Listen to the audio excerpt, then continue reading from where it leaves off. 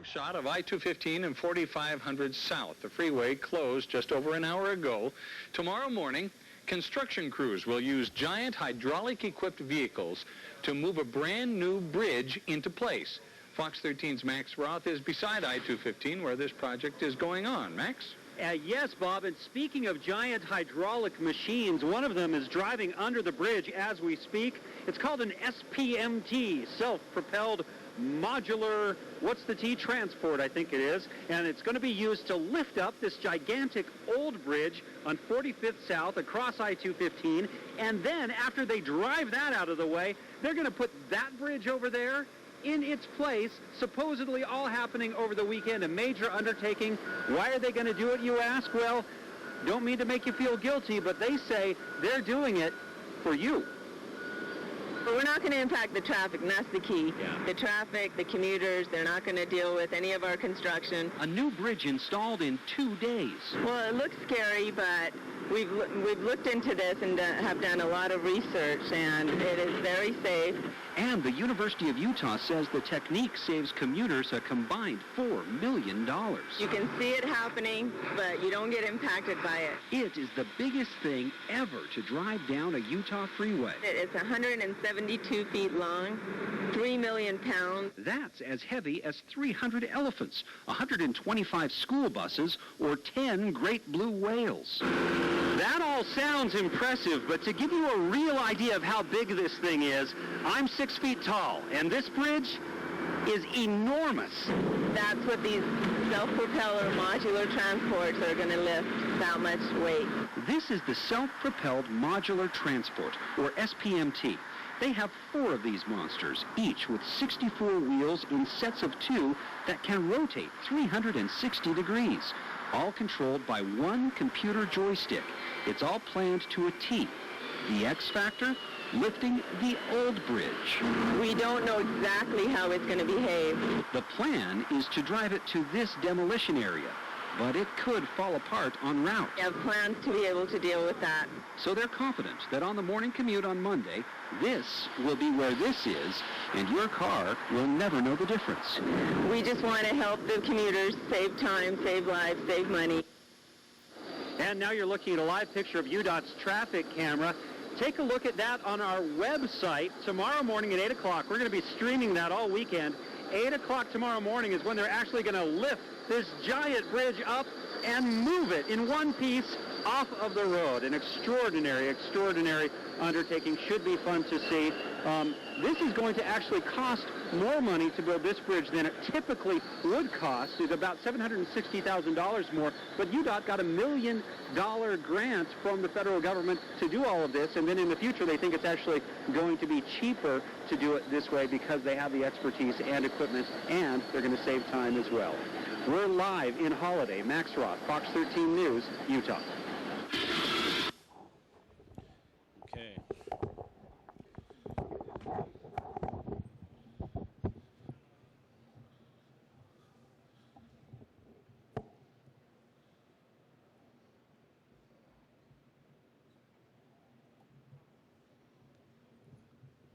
There we are. That was relatively painless.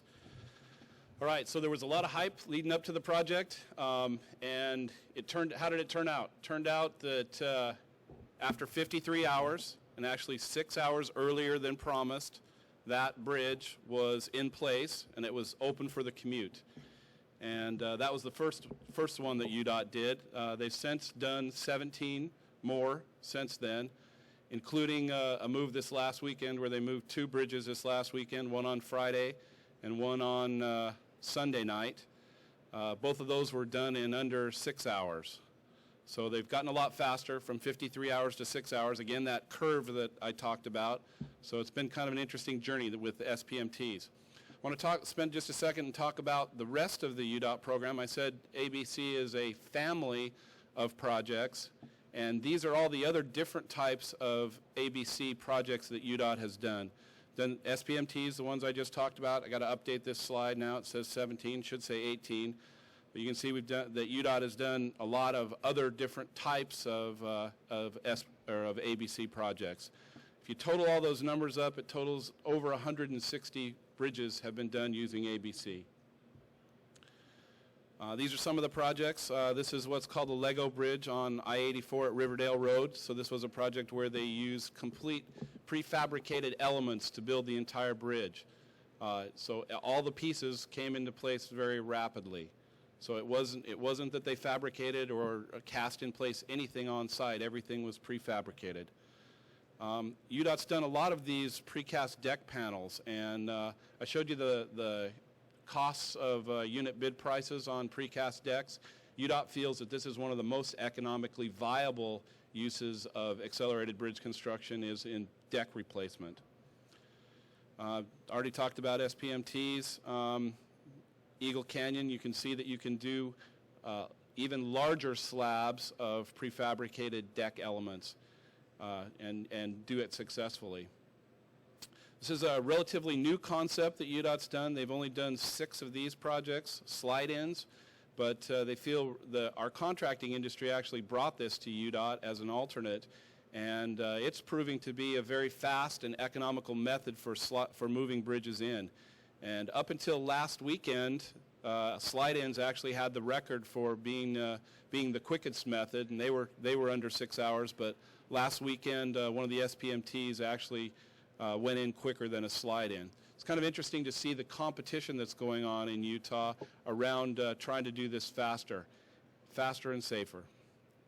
So these are just some pictures of the slide-ins. I love this one picture about the high-tech gadgets that they use on this slide-in.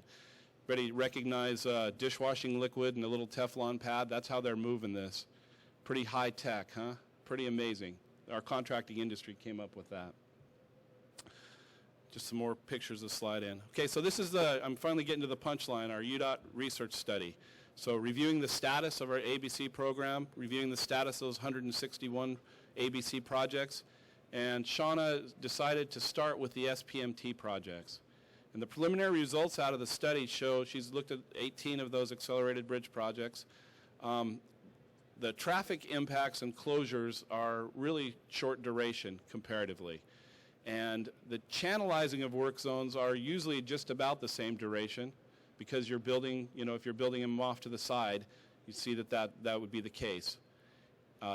There have been 0 up to date right now, it's like Volvo. There have been 0 crashes in a work zone, and that's a half mile on either side of the bridges that we've done using SPMTs on. 0 crashes. So, and the bridge built away from traffic with better worker safety and productivity. And I mentioned how our contracting industry, our contract workers like it. In talking with some of the contractors about what they can do with this method, there was one project, and I think I had a slide that had one of it down in the lower part I didn't talk about, but it showed a picture of 7 bridges being built in an interchange. Called it a bridge farm, and it was they built all 7 bridges for the I-80 project in the Sugar House interchange, and then moved those into place over a span of 43 days. The contractor who built those bridges all in that one place told me that he saved an estimated $2.1 million in fabrication costs by being able to build them all in one place, because he could save on equipment, crane time. He got much better productivity. He actually had his crews, they'd never get to work together, but they could see each other building those bridges, and they actually had competitions to see who could build their bridge the fastest. He got economic benefit from that. And they were very safe in they're always a very safe company in worker safety. And he felt that, that had saved him $2.1 million is what he told me. So there was one statistical surprise so far in the preliminary results that it's hard to explain. But for some reason, after the bridges are built, after the work zones go away, there have been more accidents in that area than before. We usually think that we build something and it's going to be safer, and in our all of our traditional statistics show that that's the case. For some reason, on this set of projects, there are more accidents, and it's a small number of projects. So it's statistically, those of you who are statisticians out there are probably cringing. It's not great statistical information, but it's an interesting trend that the study found for some reason, and one of the explanations, one of the possible explanations that UDOT's thinking about is that people are looking at the bridges as they're going by instead of driving, because there's no other reason that they should be statistically different, but there's a few more accidents.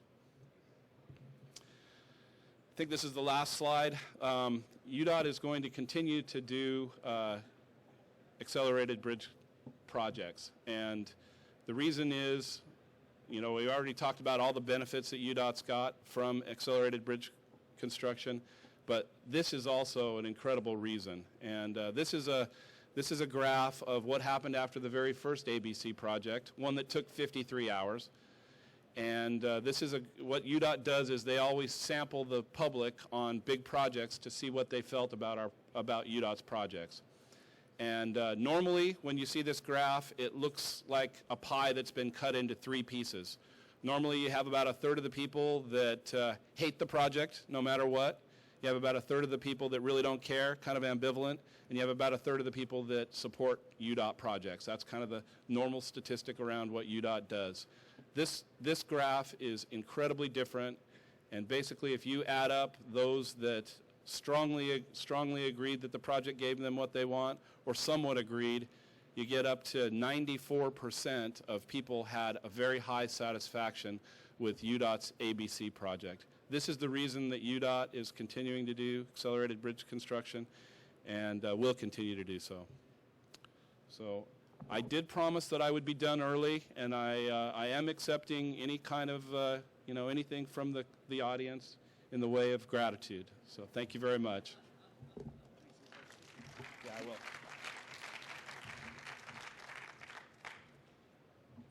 Any questions out there? Yes, sir.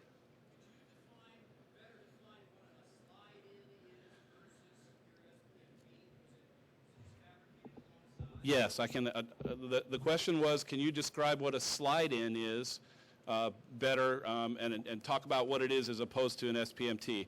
The SPMT, I talked about how you build the bridge off to the side and you physically pick it up with the SPMTs. A slide-in, you build the bridge adjacent to the structure and usually slide it in on some kind of a rail system. Okay? SPMTs are very useful. UDOT feels that SPMTs are very useful for situations where there's very high traffic in both directions, or a place where you can get at the bridge and lift it with SPMTs. Slide-ins perhaps are more well suited to things like across rivers or across minor arterials. They seem to have an advantage that way, and they're very economical and very fast. A very interesting thing is that I mentioned how our contracting industry is the one that brought the slide-in concept to UDOT, and it's all about them trying to figure out innovations, and it's very interesting. I was with the superintendent as they did the last slide-in project. I mentioned the one that was the record. It happened 6 hours, that they were able to close the interstate for 6 hours in one direction, slide this thing in, tear the old bridge out and slide the new one in. As I'm standing there with the superintendent, he says to me, big old guy, he says, "Jimmy, if you let me let traffic drive on the bridge while we're moving it, I can get this down to 3 hours." So they're excited about trying to figure out ways to do things innovatively and provide this service to the traveling public. So one of the other innovations that they brought to it is they pour the approach slabs integrally with the structure and slide the approach slabs in at the same time, and that's been very successful also. So thank you for the question. Yes, sir.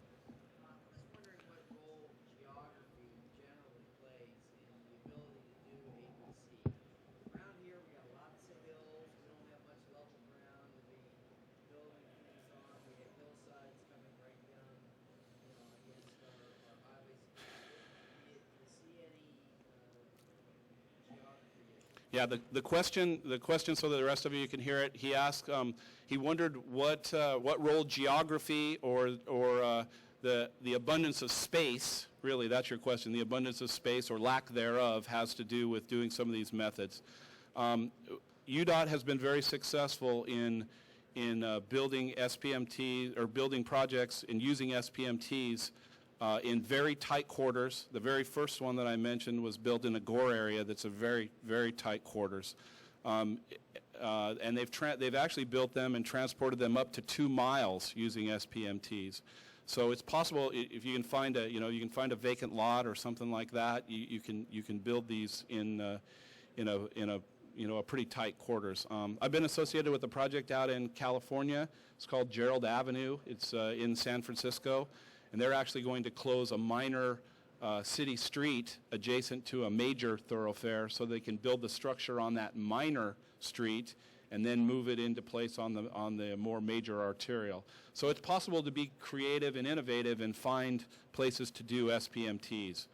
UDOT has done many more projects, accelerated bridge construction, using all other methods, using prefabricated elements, and so those are, you could look at a whole family of ideas and find a way to do projects if you choose to be innovative with it.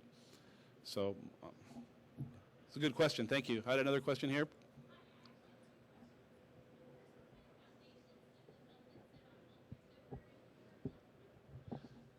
I'm sorry, the question is what kind of temporary abutments, what kind of foundations do the temporary structures sit on? Okay, very, very interesting question. And it's, UDOT's had exactly 2 problems in ABC projects. And one of them is with temporary abutments. And you've hit upon it. You have to be as careful with the temporary abutments as you are with your abutments in the final condition. So that's a very important point, and many of these, there was a lot of engineering that went into those abutments on every one of those. The very first bridge that we tried to build on the ground and move, we did it using a design build process, and our design builder didn't pay attention to the engineering of the temporary abutments and actually had a bridge settle. And so we learned very quickly that our industry learned very quickly that that's an important point. So that's a good question. Thank you. You said you had 2.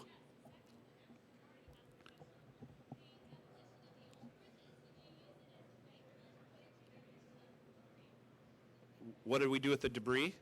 Another good question. Usually we let our contractors take care of those. And for much of the debris, they'll find other uses for usually the steel beams will end up on another smaller, project somewhere, or as a crossing of a small river crossing in a county situation or something like that. So our contractors generally take care of all that. That's what they do. There have been some places where they've buried the debris if it's a remote location, but usually in the urban area, like in Salt Lake, they'll haul it to a landfill and dispose of it that way. You bet. Other questions? Yes, sir.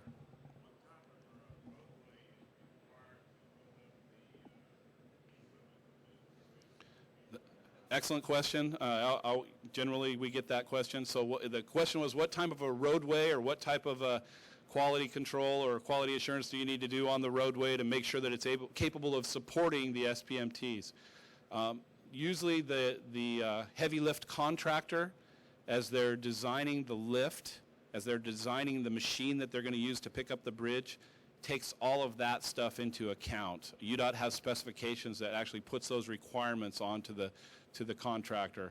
So they actually design the machine, design the number of wheels to meet the soil conditions that they have. They'll also do some things. Sometimes they'll do cost-benefit ratios and figure out what do I need to do to bridge over certain things. Do I need to haul in some steel plates to bridge over some temporary or some utilities or anything like that? So usually we've put those kind of decisions with the contractor so that they can do whatever they need to do to mitigate that risk. Does that make sense to you? The equipment it's modular, and what happens is the contractor, the heavy lift designer, figures out how many axles he'll need to meet whatever soil conditions there are. So, and they'll piece together an SPMT that's designed for the particular bridge. So you heard in the video they talked about they have 4 SPMTs and each one has 64 axles. Well, that was the configuration for that bridge. every bridge that's been picked up since then has had a different configuration based on, you know, what was needed for that bridge. Any other questions? You don't want us to leave, do you? All right.